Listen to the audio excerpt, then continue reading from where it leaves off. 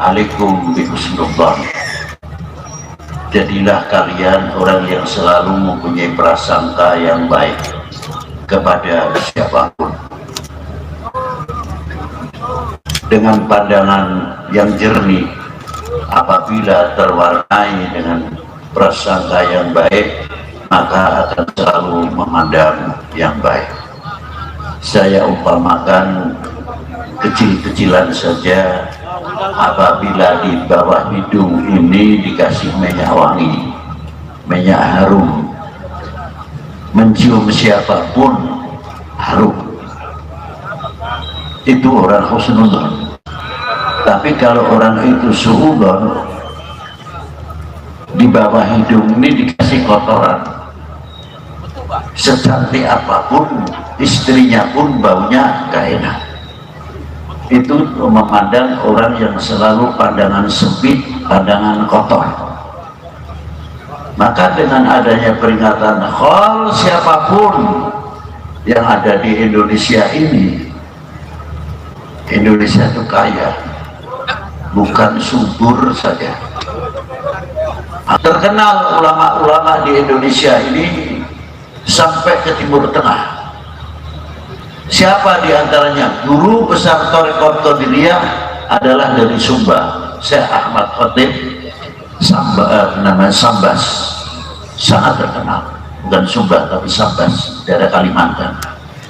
Muridnya beliau juga dari Timur Tengah sampai India. Rata-rata Thariqat Qadiriyah khususnya sumbernya adalah Sayyidi Syekh Ahmad Khatib Sambas. Kiai Abdul Karim Al-Bantani, Kiai Nawawi Al-Bantani, taklif yang belum sempat dicetakkan masih lebih 200 kitab karya tulis tangan Kiai Nawawi Al-Bantani. Belum Kiai Bakir Jogja, Kiai Zainal Abidin Kudu, Kiai Muhammad Ilyas Sukaraja, Kiai Ahmad Abdul Hadi Giri Kusumo, Kiai Soleh Darat, Kiai Soleh Banten, Kiai Abdul Karim Banten. Banyak lagi yang kita ketahui ulama-ulama, jamaahirul ulama yang ada di Indonesia ini. Tetapi apabila sudah dihilang sejarahnya, kita mau ngomong apa? Mau menceritakan ini makam yang ziarah ramai, terkadang di Kholi. Ketika kita tanya, ini manakibnya riwayat hidup, gimana Bib? Sisanya dengar cuma kiainya saja, Masya Allah ini orangnya. Tapi belajarnya dari mana, nggak paham saya. Karena apa? Tidak tertulis, tidak terbiasakan tertulis. Coba, itu diantaranya. Belum lagi yang lain-lain, tokoh-tokoh ulama yang ada di Indonesia ini. Maka dari itu dengan adanya hal peringatan untuk mengenang jasa para beliau, apakah beliau hanya cukup mengajar, apakah beliau hanya cukup beribadah untuk dirinya sendiri? Tidak.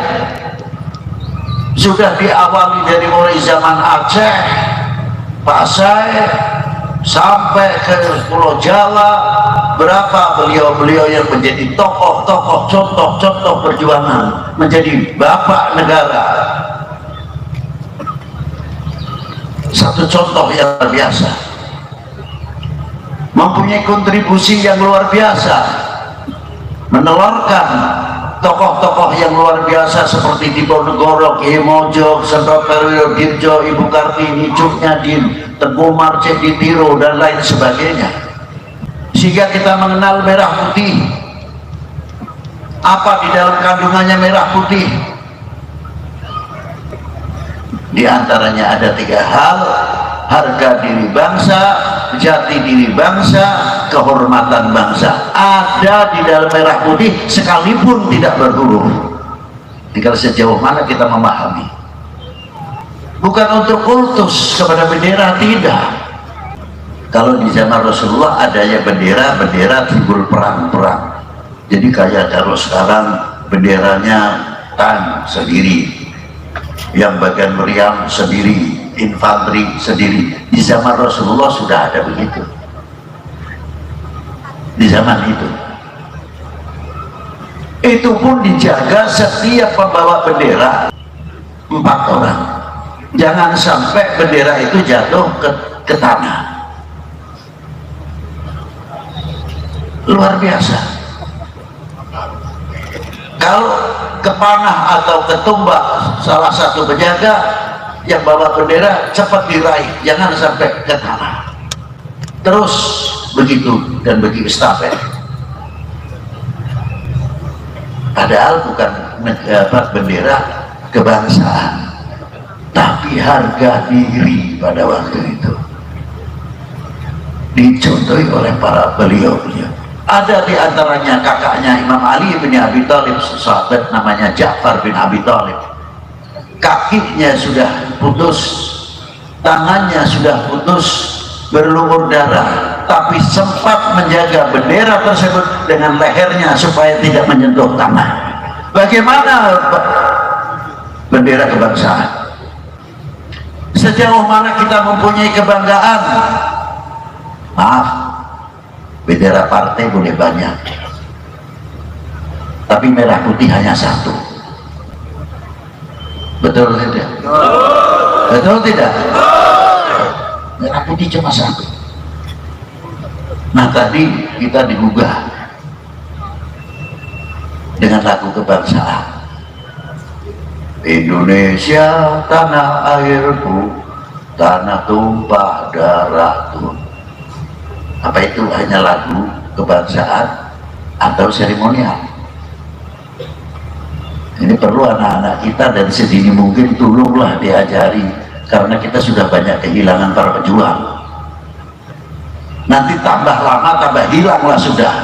Cek sudah ke parlemen obor. Ini yang kita jaga sangat kuat sekali. Jangan.